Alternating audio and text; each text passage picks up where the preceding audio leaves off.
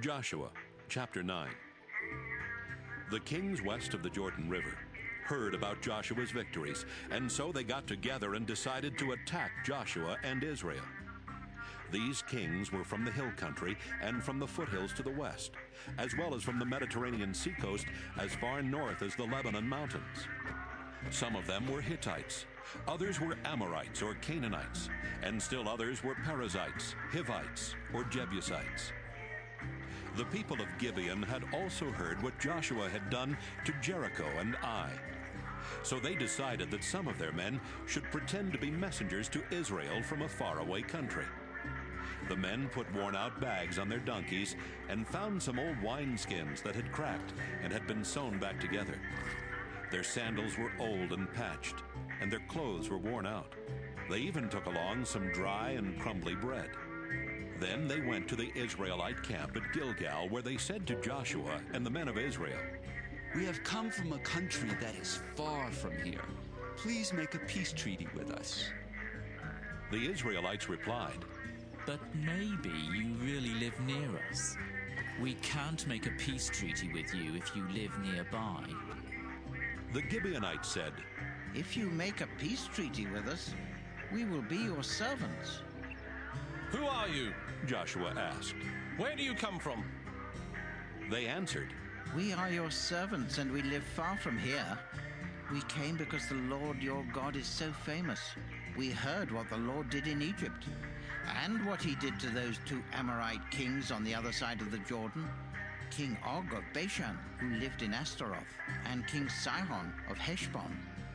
Our leaders and everyone who lives in our country told us to meet with you and tell you that all of us are your servants. They said to ask you to make a peace treaty with our people. They told us to be sure and take along enough food for our journey." See this dry, crumbly bread of ours?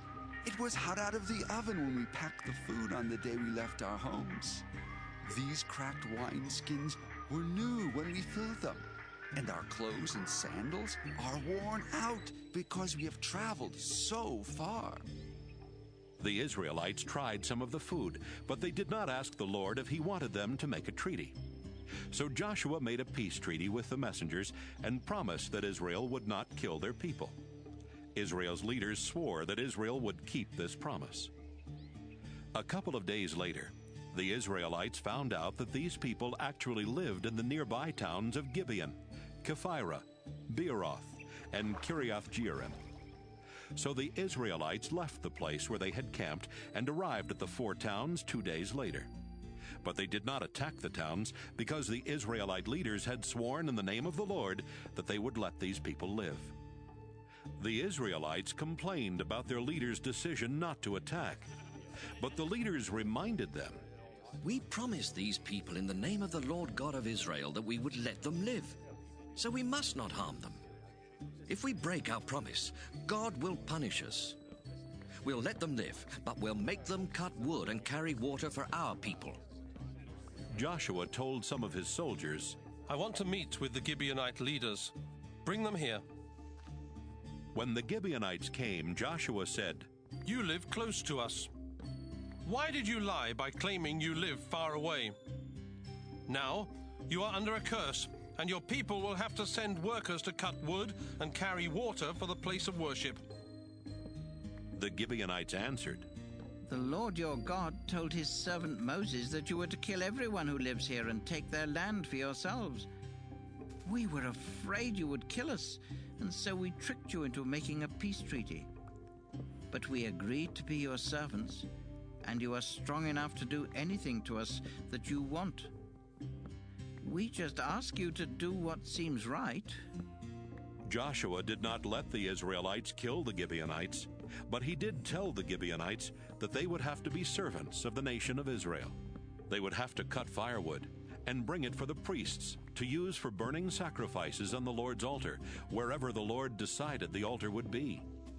The Gibeonites would also have to carry water for the priests, and that is still the work of the Gibeonites. Joshua chapter 10. King Adoni-Zedek of Jerusalem heard that Joshua had captured and destroyed the town of Ai, and then killed its king as he had done at Jericho. He also learned that the Gibeonites had signed a peace treaty with Israel. This frightened Adonizedek and his people. They knew that Gibeon was a large town, as big as the towns that had kings, and even bigger than the town of Ai had been. And all of the men of Gibeon were warriors. So Adonizedek sent messages to the kings of 4 other towns: King Hoham of Hebron, King Piram of Jarmuth, King Japhiah of Lachish, and King Deber of Eglon. The messages said, "The Gibeonites have signed a peace treaty with Joshua and the Israelites. Come and help me attack Gibeon." When these 5 Amorite kings called their armies together and attacked Gibeon, the Gibeonites sent a message to the Israelite camp at Gilgal. Joshua, please come and rescue us. The Amorite kings from the hill country have joined together and are attacking us. We are your servants, so don't let us down. Please hurry. Joshua and his army, including his best warriors, left Gilgal. "Joshua," The Lord said, "don't be afraid of the Amorites. They will run away when you attack, and I will help you defeat them." Joshua marched all night from Gilgal to Gibeon and made a surprise attack on the Amorite camp. The Lord made the enemy panic, and the Israelites started killing them right and left. They chased the Amorite troops up the road to Beth-horon and kept on killing them until they reached the towns of Azekah and Makkedah. And while these troops were going down through Beth-horon Pass, the Lord made huge hailstones fall on them all the way to Azekah. More of the enemy soldiers died from the hail than from the Israelite weapons. The Lord was helping the Israelites defeat the Amorites that day. So about noon, Joshua prayed to the Lord loud enough for the Israelites to hear. "Our Lord, make the sun stop in the sky over Gibeon, and the moon stand still over Ajalon Valley." So the sun and the moon stopped and stood still until Israel defeated its enemies. This poem can be found in the book of Jasher. The sun stood still and didn't go down for about a whole day. Never before and never since has the Lord done anything like that for someone who prayed. The Lord was really fighting for Israel. After the battle, Joshua and the Israelites went back to their camp at Gilgal. While the enemy soldiers were running from the Israelites, the 5 enemy kings ran away and hid in a cave near Makkedah. Joshua's soldiers told him, "The 5 kings have been found in a cave near Makkedah." Joshua answered, "Roll some big stones over the mouth of the cave and leave a few soldiers to guard it. But you and everyone else must keep after the enemy troops, because they will be safe if they reach their walled towns. Don't let them get away. The Lord our God is helping us get rid of them." So Joshua and the Israelites almost wiped out the enemy soldiers. Only a few safely reached their walled towns. The Israelite army returned to their camp at Makkedah, where Joshua was waiting for them. No one around there dared say anything bad about the Israelites. Joshua told his soldiers, "Now, move the rocks from the entrance to the cave and bring those 5 kings to me." The soldiers opened the entrance to the cave and brought out the kings of Jerusalem, Hebron, Jarmuth, Lachish, and Eglon. After Joshua had called the army together, he forced the 5 kings to lie down on the ground. Then he called his officers forward and told them, "You fought these kings along with me, so put your feet on their necks." The officers did, and Joshua continued, "Don't ever be afraid or discouraged. Be brave and strong. This is what the Lord will do to all your enemies." Joshua killed the 5 kings and told his men to hang each body on a tree.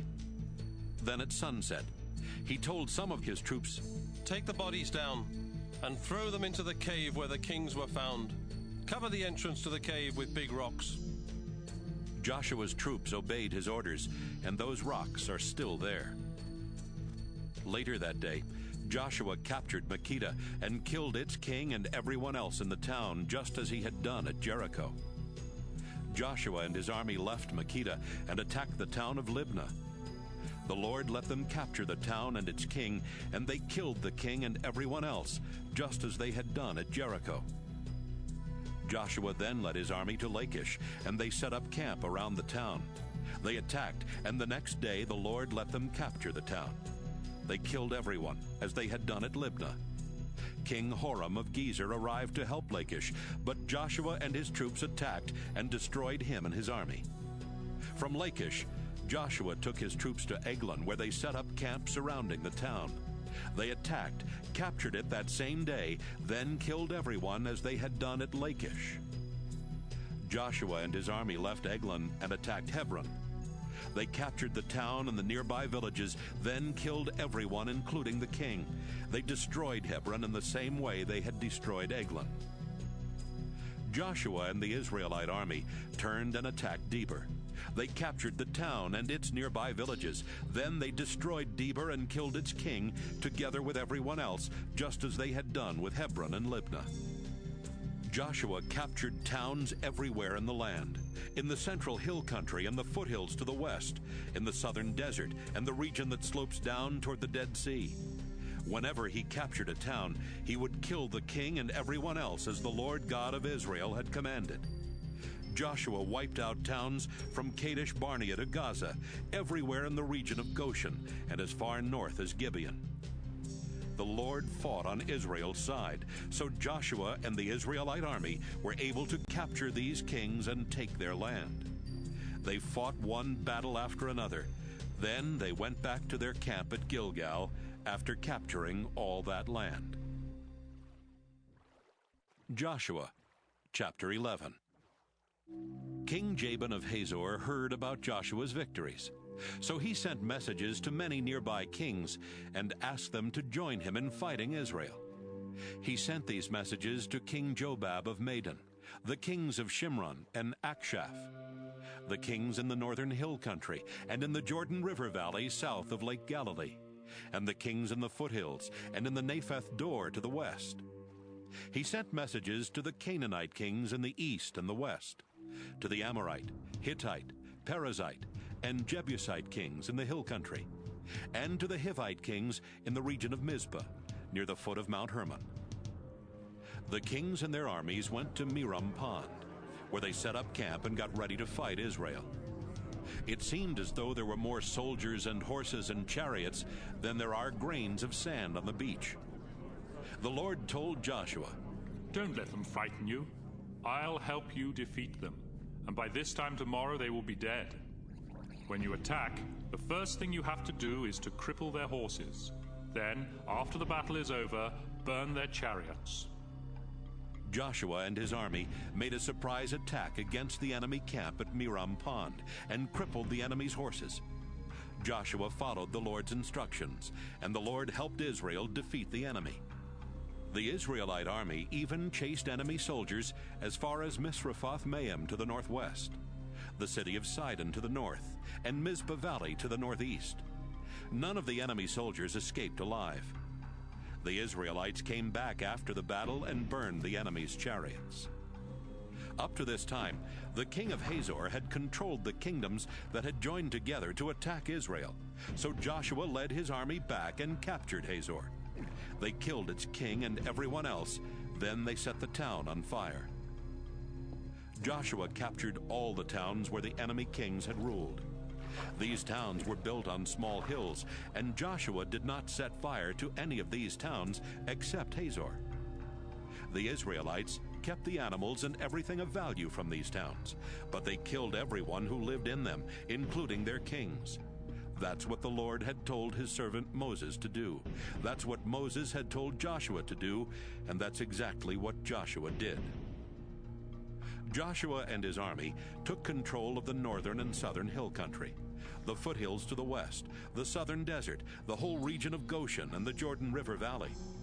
They took control of the land from Mount Halak near the country of Edom in the south to Baal-Gad in Lebanon Valley, at the foot of Mount Hermon in the north. Joshua and his army were at war with the kings in this region for a long time, but finally they captured and put to death the last king. The Lord had told Moses that he wanted the towns in this region destroyed and their people killed without mercy. That's why the Lord made the people in the town stubborn and determined to fight Israel. The only town that signed a peace treaty with Israel was the Hivite town of Gibeon. The Israelite army captured the rest of the towns in battle. During this same time, Joshua and his army killed the Anakim from the northern and southern hill country. They also destroyed the towns where the Anakim had lived, including Hebron, Debir, and Anab. There were not any Anakim left in the regions where the Israelites lived, although there were still some in Gaza, Gath, and Ashdod. That's how Joshua captured the land, just as the Lord had commanded Moses, and Joshua divided it up among the tribes.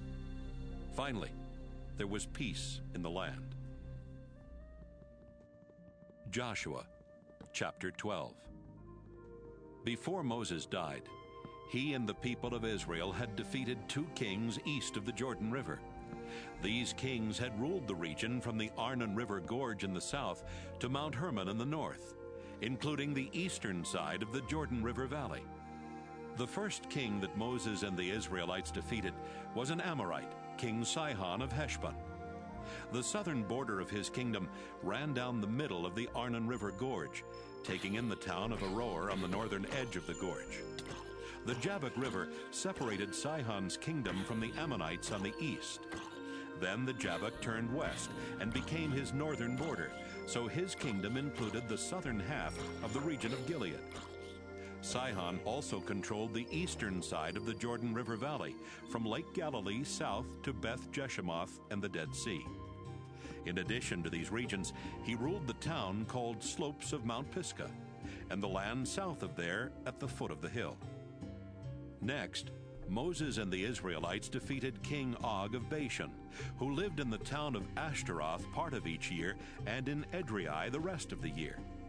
Og was one of the last of the Rapha. His kingdom stretched north to Mount Hermon, east to the town of Salakah, and included the land of Bashan as far west as the borders of the kingdoms of Geshur and Maacah. He also ruled the northern half of Gilead. Moses, the Lord's servant, had led the people of Israel in defeating Sihon and Og. Then Moses gave their land to the tribes of Reuben, Gad, and East Manasseh. Later, Joshua and the Israelites defeated many kings west of the Jordan River, from Baal-Gad in the Lebanon Valley in the north to Mount Halak near the country of Edom in the south. This region included the hill country and the foothills, the Jordan River Valley and its western slopes, and the southern desert. Joshua and the Israelites took this land from the Hittites, the Amorites, the Canaanites, the Perizzites, the Hivites, and the Jebusites. Joshua divided up the land among the tribes of Israel.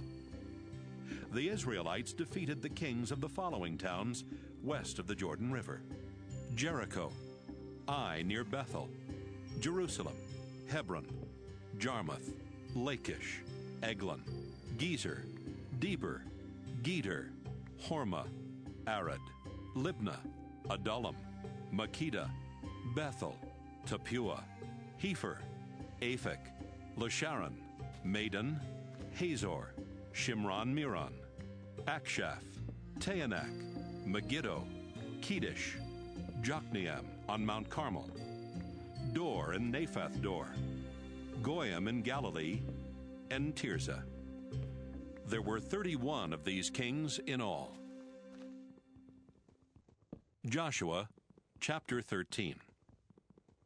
Many years later, the Lord told Joshua, "Now you are very old, but there is still a lot of land that Israel has not yet taken. First, there is the Canaanite territory that starts at the Shihor River, just east of Egypt, and goes north to Ekron.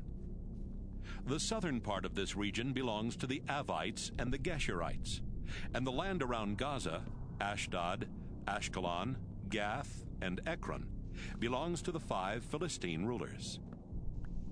The other Canaanite territory is in the north.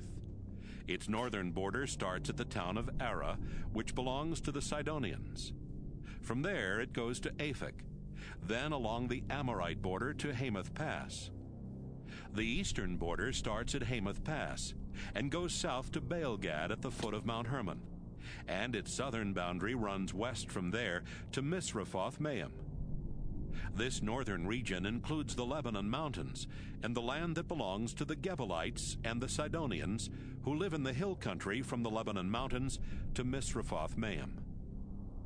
With my help, Israel will capture these Canaanite territories and force out the people who live there. But you must divide up the land from the Jordan River to the Mediterranean Sea among the 9 tribes and the half of Manasseh that don't have any land yet. Then each tribe will have its own land. Moses had already given land east of the Jordan River to the tribes of Reuben, Gad, and half of Manasseh. This region stretched north from the town in the middle of the Arnon River Valley and included the town of Aroer on the northern edge of the valley. It covered the flatlands of Medeba north of Dibon and took in the towns that had belonged to Sihon, the Amorite king of Heshbon.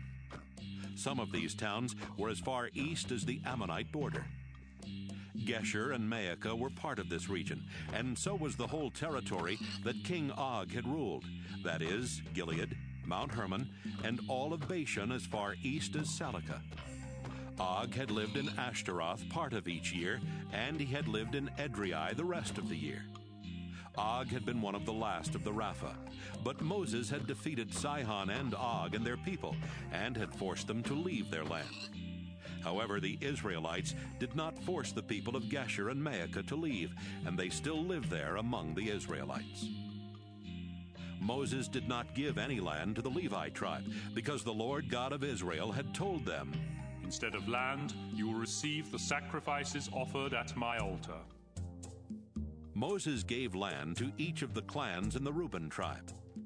Their land started in the south, at the town in the middle of the Arnon River Valley, took in the town of Aroer on the northern edge of the valley, and went as far north as the flatlands around Medeba. The Amorite king Sihon had lived in Heshbon and had ruled the towns in the flatlands. Now Heshbon belonged to Reuben, and so did the following towns in the flatlands: Dibon, Bamoth Baal, Beth Baal Meon, Jahaz, Kedemoth, Mephaath, Kiriathaim, Sibmah, Zerath Shahar on the hill in the valley, Beth Peor, slopes of Mount Pisgah, and Beth Jeshemoth. Moses defeated Sihon and killed him and the Midianite chiefs who ruled parts of his kingdom for him. Their names were Evi, Rechem, Zur, Hur, and Reba. The Israelites also killed Balaam, the son of Beor, who had been a fortune-teller. This region, with its towns and villages, was the land for the Reuben tribe, and the Jordan River was its western border. Moses also gave land to each of the clans in the Gad tribe. It included the town of Jazer, and in the Gilead region their territory took in the land and towns as far east as the town of Aroer, just west of Rabbah. This was about half of the land that had once belonged to the Ammonites.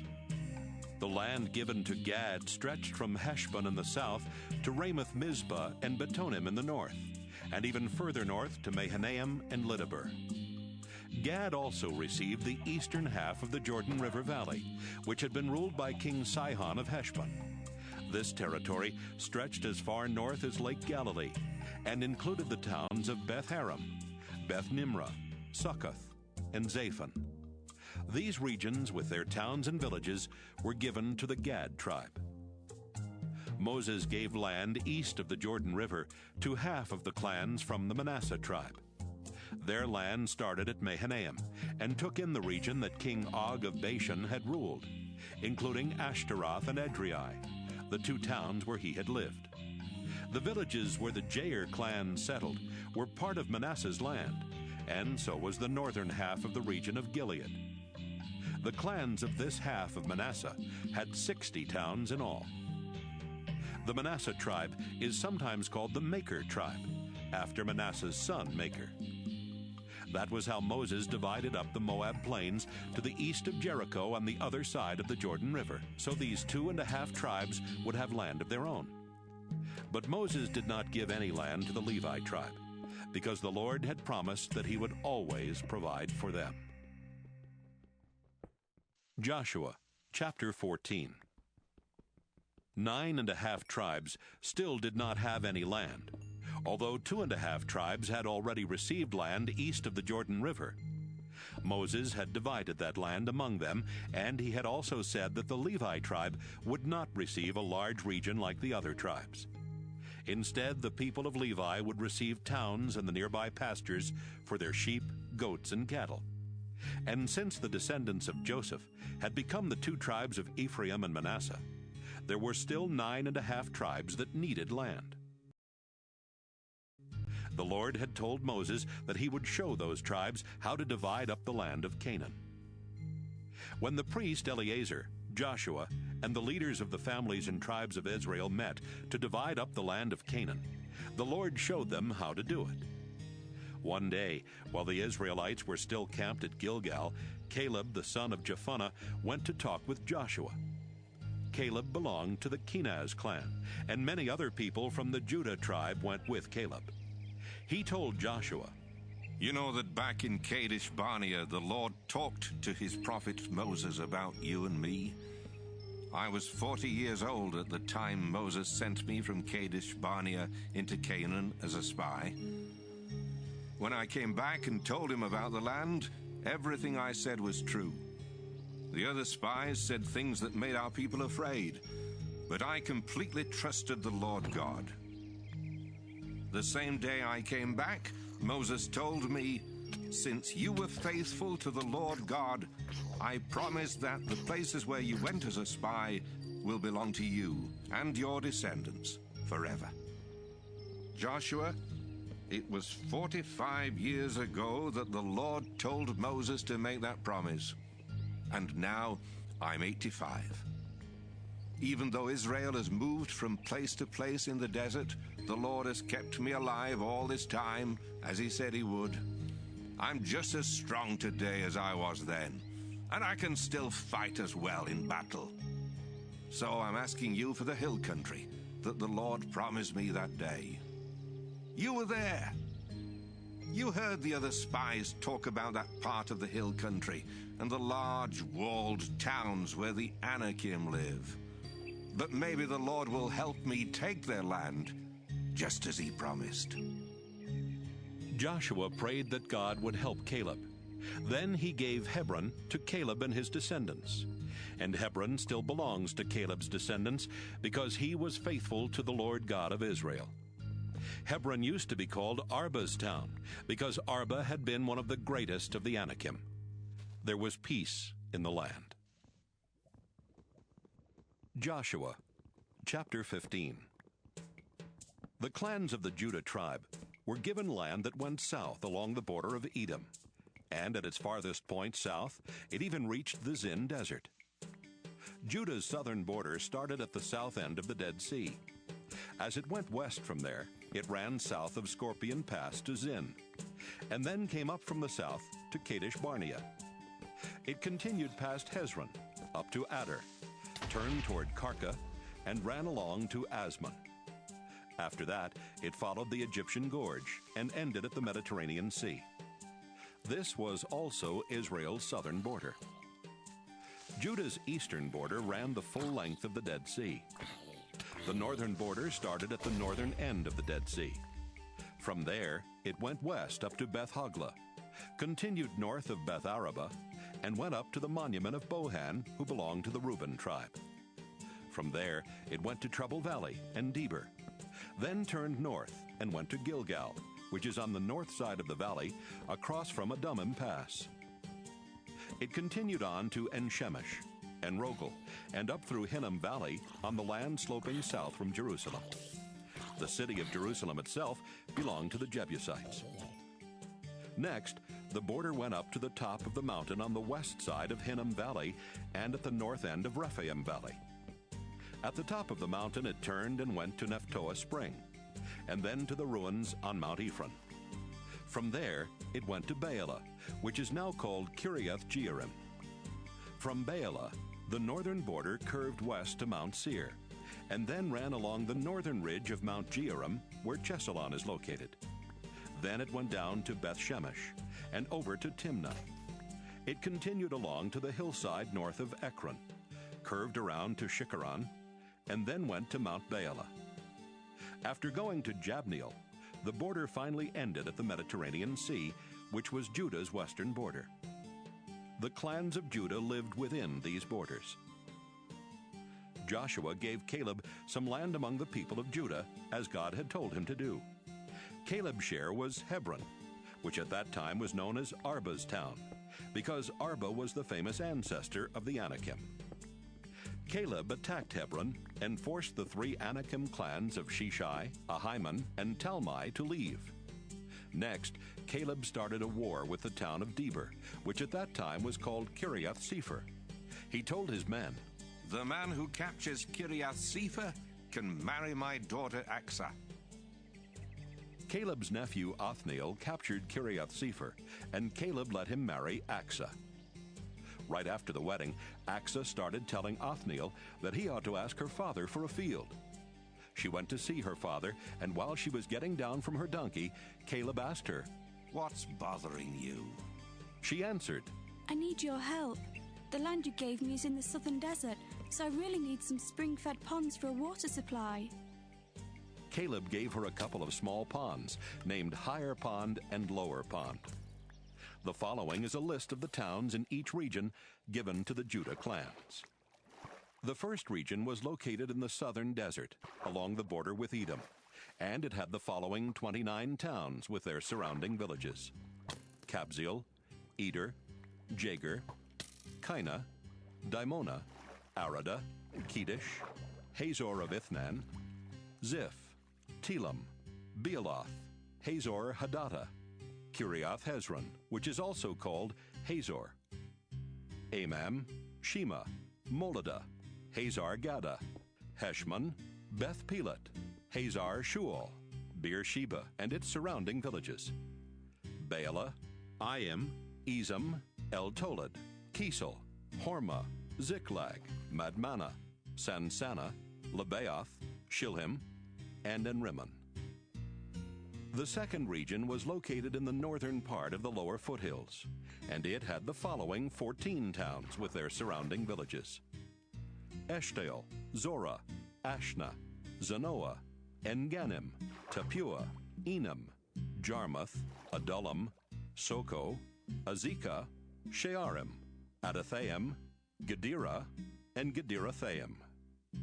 The third region was located in the southern part of the lower foothills, and it had the following 16 towns with their surrounding villages: Zenon, Hadashah, Migdalgad, Dylon, Mizpah, Joktheel, Lachish, Bozkath, Eglon, Caban, Lamas, Kitlish, Gederoth, Beth Dagon, Naamah, and Makkedah.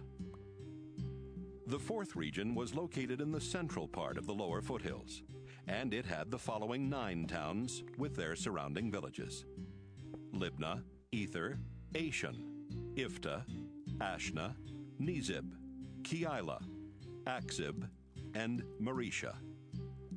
The fifth region was located along the Mediterranean seacoast, and it had the following towns with their surrounding settlements and villages: Ekron and the towns between there and the coast, Ashdod and the larger towns nearby, Gaza, the towns from Gaza to the Egyptian Gorge, and the towns along the coast of the Mediterranean Sea. The sixth region was in the southwestern part of the hill country, and it had the following 11 towns with their surrounding villages: Shamer, Jattir, Soko, Dana, Kiriath Sana, which is now called Debir, Anab, Eshtemoh, Anim, Goshen, Holon, and Gilo. The seventh region was located in the south-central part of Judah's hill country, and it had the following 9 towns with their surrounding villages: Arab, Duma, Eshan, Janim, Beth Tapua, Aphekah, Humta, Kiriath Arba, which is now called Hebron, and Zior. The eighth region was located in the southeastern part of the hill country, and it had the following 10 towns with their surrounding villages: Maon, Carmel, Ziph, Juttah, Jezreel, Jokdeam, Zanoah, Cain, Gibeah, and Timnah.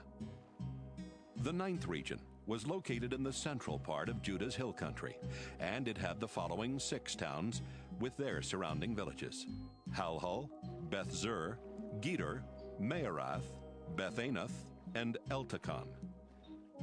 The 10th region was located in the north-central part of Judah's hill country, and it had the following 11 towns with their surrounding villages: Tekoa, Ephrathah, which is also called Bethlehem, Peor, Etam, Kulon, Tatum, Shoresh, Kiram, Galim, Bether, and Manahath.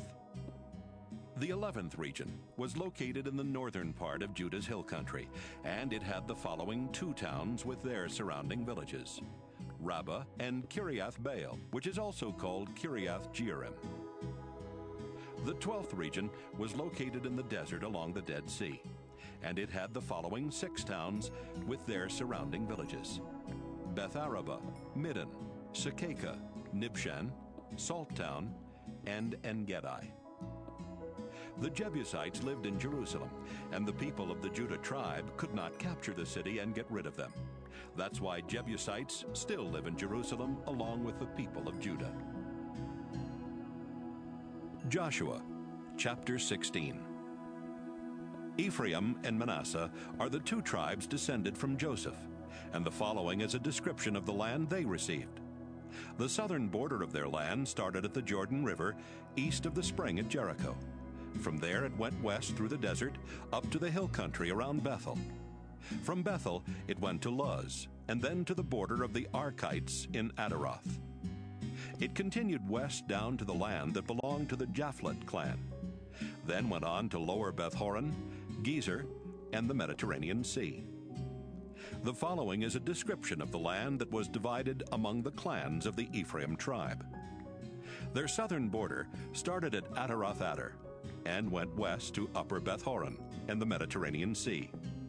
Their northern border started on the east at Genoa, curved a little to the north, then came back south to Mikmethath and Tappuah, where it followed the Cana Gorge west to the Mediterranean Sea. The eastern border started on the north near Genoa, and went between Genoa on the southwest and Taanath-shiloh on the northeast. Then it went south to Adaroth, Nearah, and on as far as the edge of the land that belonged to Jericho. At that point it turned east and went to the Jordan River. The clans of Ephraim received this region as their tribal land.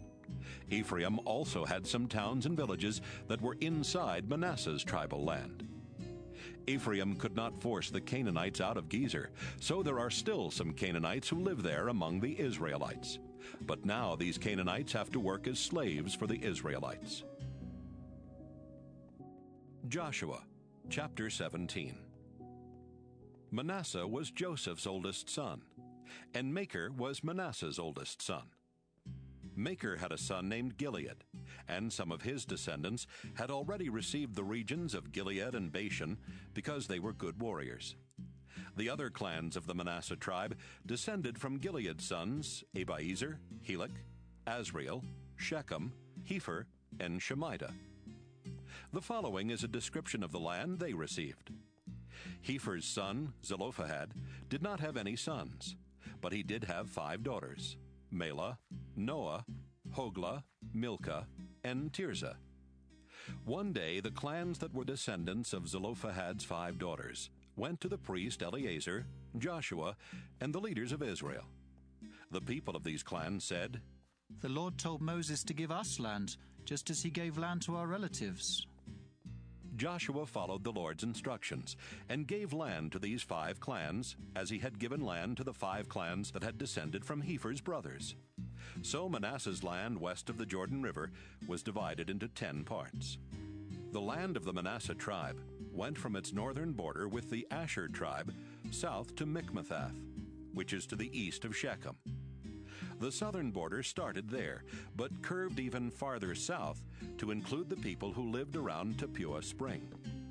The town of Tappuah was on Manasseh's border with Ephraim.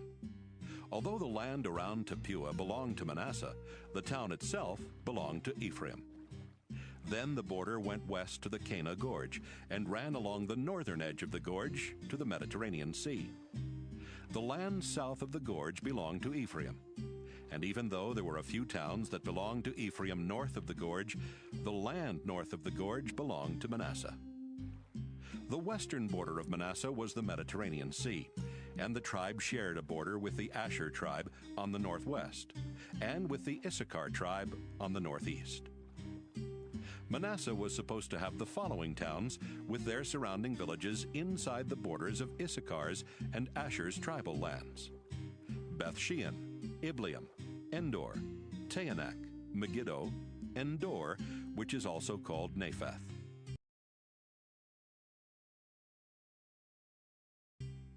But the people of Manasseh could not capture these towns, so the Canaanites kept on living in them.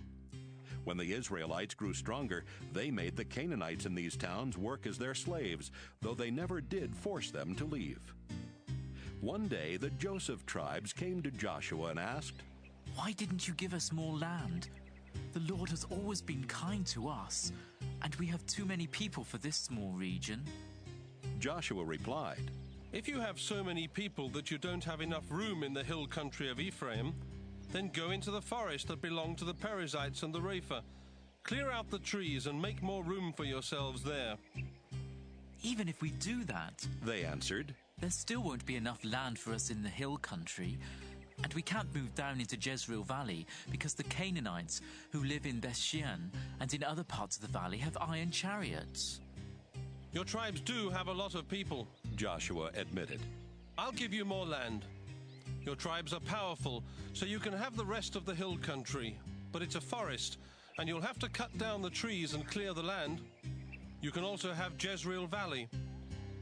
Even though the Canaanites there are strong and have iron chariots, you can force them to leave the valley. Joshua chapter 18. After Israel had captured the land, they met at Shiloh and set up the sacred tent. There were still 7 tribes without any land, so Joshua told the people, The Judah tribe has already settled in its land in the south, and the Joseph tribes have settled in their land in the north. The tribes of Gad, Reuben, and East Manasseh already have the land that the Lord's servant Moses gave them east of the Jordan River. And the people of Levi won't get a single large region of the land like the other tribes. Instead, they will serve the Lord as priests. But the rest of you haven't done a thing to take over any land. The Lord God who was worshipped by your ancestors has given you the land, and now it's time to go ahead and settle there. 7 tribes still don't have any land. Each of these tribes should choose 3 men, and I'll send them to explore the remaining land. They will divide it into 7 regions, write a description of each region, and bring these descriptions back to me. I will find out from the Lord our God what region each tribe should get. Just before the men left camp, Joshua repeated their orders. Explore the land and write a description of it. Then come back to Shiloh, and I will find out from the Lord how to divide the land. The men left and went across the land, dividing it into 7 regions. They wrote down a description of each region, town by town, and returned to Joshua at the camp at Shiloh. Joshua found out from the Lord how to divide the land, and he told the tribes what the Lord had decided. Benjamin was the first tribe chosen to receive land. The region for its clans lay between the Judah tribe on the south and the Joseph tribes on the north. Benjamin's northern border started at the Jordan River and went up the ridge north of Jericho, then on west into the hill country as far as the Bethaven Desert. From there it went to Luz, which is now called Bethel. The border ran along the ridge south of Luz, then went to Ataroth Orek, and on as far as the mountains south of Lower Beth Horon.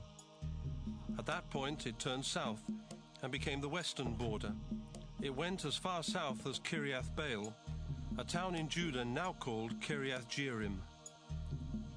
Benjamin's southern border started at the edge of Kiriath Jearim and went east to the ruins and on to Nephtoah Spring.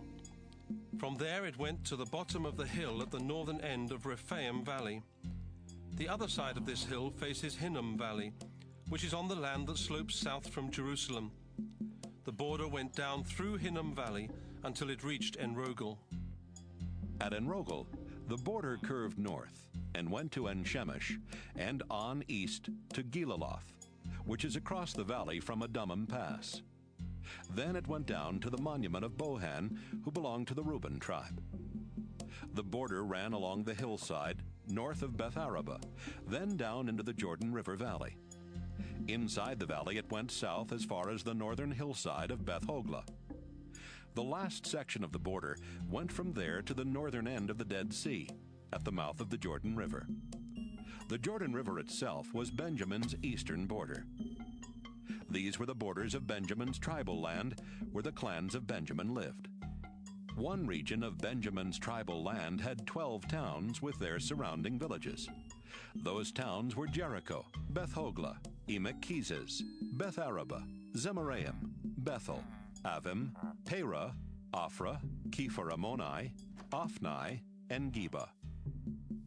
In the other region there were the following 14 towns with their surrounding villages: Gibeon, Ramah, Beeroth, Mizpah, Kephirah, Moza, Rechem, Irpeel, Tarala, Zelah, Haeleph, Gibeah, Kiriath Jearim, and Jerusalem, which is also called Jebusite town. These regions are the tribal lands of Benjamin. Joshua chapter 19. Simeon was the second tribe chosen to receive land, and the region for its clans was inside Judah's borders. In one region of Simeon's tribal land, there were the following 13 towns with their surrounding villages: Beersheba, Shema, Moladah, Hazar Shual, Bela, Ezem, El Tolad, Bethuel, Hormah, Ziklag, Beth Markaboth, Hazar Susa, Beth Lebaoth, and Sheruhen. In another region, Simeon had the following 4 towns with their surrounding villages: Enrimmon, Taken, Ether, and Ashan. Simeon's land also included all the other towns and villages as far south as Baalath Beer, which is also called Ramah of the south. Simeon's tribal land was actually inside Judah's territory. Judah had received too much land for the number of people in its tribe, so part of Judah's land was given to Simeon. Zebulun was the third tribe chosen to receive land. The southern border for its clans started in the west at the edge of the gorge near Jokneam. It went east to the edge of the land that belongs to the town of Dabasheth, and continued on to Maralah and Sarid. It took in the land that belongs to Kisloth Tabor, then ended at Dabereth. The eastern border went up to Japhiah and continued north to Gath-Hepher, Ethkazin, and Ramona, where it curved toward Neah and became the northern border. Then it curved south around Anathon and went as far west as Iftahel Valley. Zebulun had 12 towns with their surrounding villages. Some of these were Kadesh, Nahalal, Shimron, Jerilah, and Bethlehem. This is the tribal land, and these are the towns and villages of the Zebulun clans. Issachar was the 4th tribe chosen to receive land. The northern border for its clans went from Mount Tabor east to the Jordan River. Their land included the following 16 towns with their surrounding villages: Jezreel, Kesoloth, Shunem, Hapharaim, Shion, Anaharath, Debirath, Kishion, Ebez, Remeth, En-Ganim, En-Hada, Beth-Pazaz, Tabor, Shehazuma, and Beth-Shemesh. Asher was the 5th tribe chosen to receive land, and the region for its clans included the following towns: Helkath, Halai, Beaton, Akshaph, Alamelech, Amad, and Mishal. Asher's southern border ran from the Mediterranean Sea southeast along the Shihor-Libnath River at the foot of Mount Carmel, then east to Beth Dagon. On the southeast, Asher shared a border with Zebulun along the Iftahel Valley. On the eastern side, their border ran north to Beth Emek, went east of Cable, and then on to Naail, Abdon, Rehob, Hammon, Cana, and as far north as the city of Sidon. Then it turned west to become the northern border and went to Ramah and the fortress city of Tyre. Near Tyre, it turned toward Hosa and ended at the Mediterranean Sea. Asher had a total of 22 towns with their surrounding villages, including Mahalab, Akzib, Akko, Aphek, and Rehob. Naphtali was the sixth tribe chosen to receive land. The southern border for its clan started in the west, where the tribal lands of Asher and Zebulun meet near Hukkok. From that point it ran east and southeast along the border with Zebulun as far as Asnoth Tabor. From there, the border went east to Heleph, Adamai Nekeb, Jabneel, then to the town called Oak and Zaananim, and Lachem. The southern border ended at the Jordan River at the edge of the town named Jehudah. Naphtali shared a border with Asher on the west. The Naphtali clans received this region as their tribal land, and it included 19 towns with their surrounding villages. The following towns had walls around them: Ziddim, Zur, Hamath, Rakkath, Kinnereth, Adamah, Ramah, Hazor, Kedesh, Edrei, En-Hazer, Iron, Migdalel, Horem, Beth-Anath, and Beth-Shemesh. Dan was the seventh tribe chosen to receive land, and the region for its clans included the following towns: Zorah, Eshtaol, Ir-Shemesh, Sheel-Laban, Ajalon, Ithla, Elon, Timnah, Ekron, Eltekah, Gibbethon, Baalath, Jehud, Azor, Beni-Berak, Gath-Rimmon, Mejarkon, and Rakkon. Dan's tribal land went almost as far as Joppa. Its clans received this land and these towns with their surrounding villages. Later, when enemies forced them to leave their tribal land, they went to the town of Leshem. They attacked the town, captured it, and killed the people who lived there. Then they settled there themselves and renamed the town Dan after their ancestor. The Israelites were still gathered in Shiloh in front of the sacred tent when Eleazar the priest, Joshua, and the family leaders of Israel finished giving out the land to the tribes. The Lord had told the people to give Joshua whatever town he wanted. So Joshua chose Timnath-Serah in the hill country of Ephraim, and the people gave it to him. Joshua went to Timnath-Serah, rebuilt it, and lived there. Joshua chapter 20. One day the Lord told Joshua, "When Moses was still alive, I had him tell the Israelites about the safe towns. Now you tell them that it is time to set up these towns." If a person accidentally kills someone and the victim's relatives say it was murder, they might try to take revenge. Anyone accused of murder can run to one of the safe towns and be safe from the victim's relatives. The one needing protection will stand at the entrance to the town gate and explain to the town leaders what happened. Then the leaders will bring that person in and provide a place to live in their town.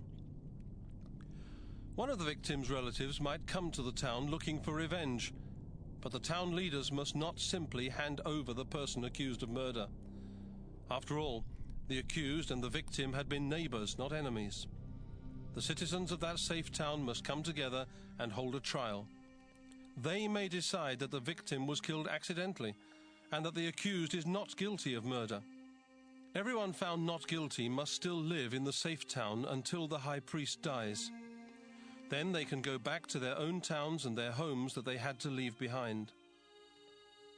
The Israelites decided that the following 3 towns west of the Jordan River would be safe towns: Kedesh in Galilee in Naphtali's hill country, Shechem in Ephraim's hill country, and Kiriath Arba in Judah's hill country. Kiriath Arba is now called Hebron.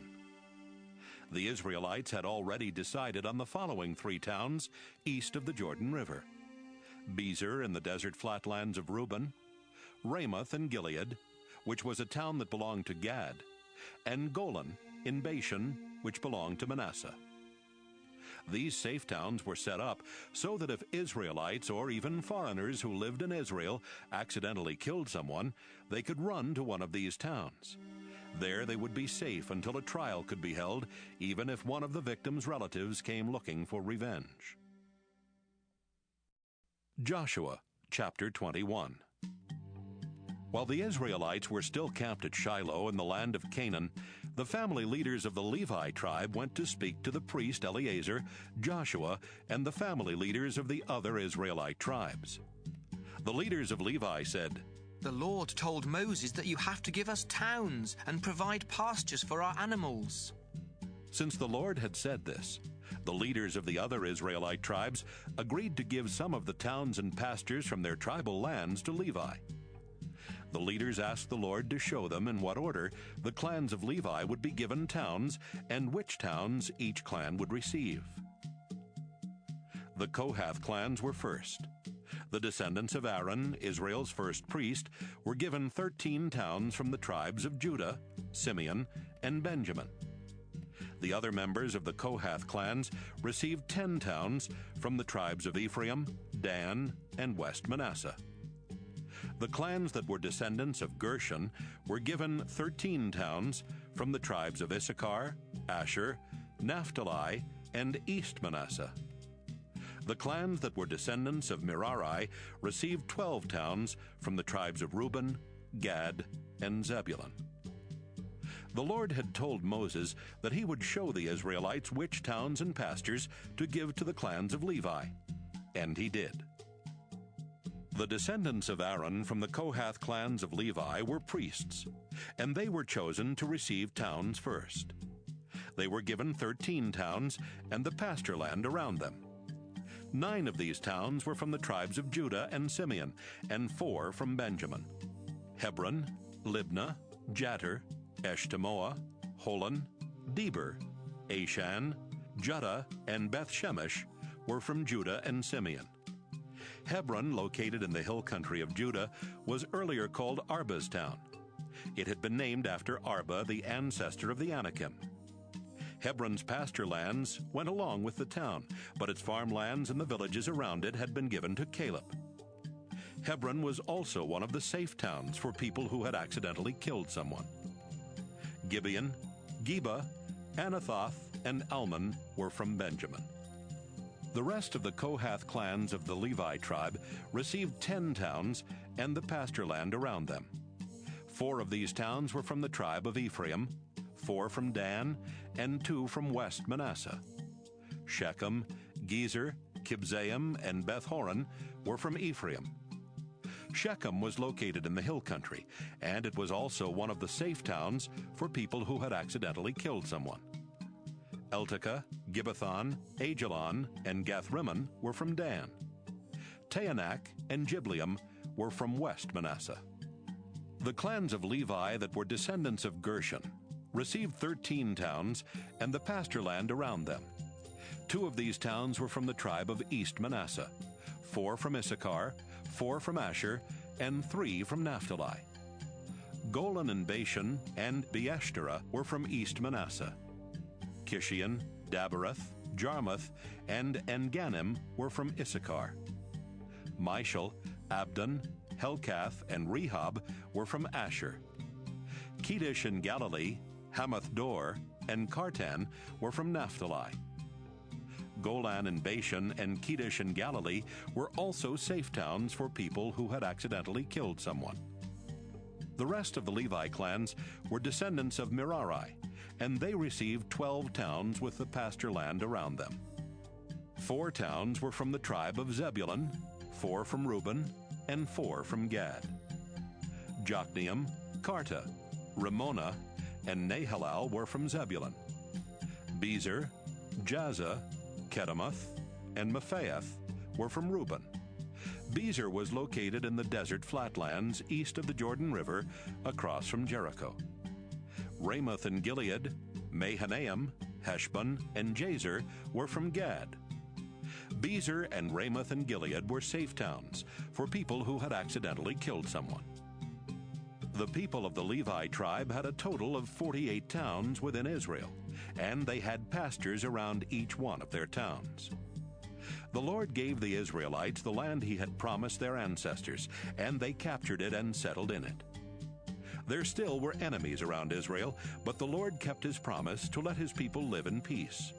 And whenever the Israelites did have to go to war, no enemy could defeat them. The Lord always helped Israel win.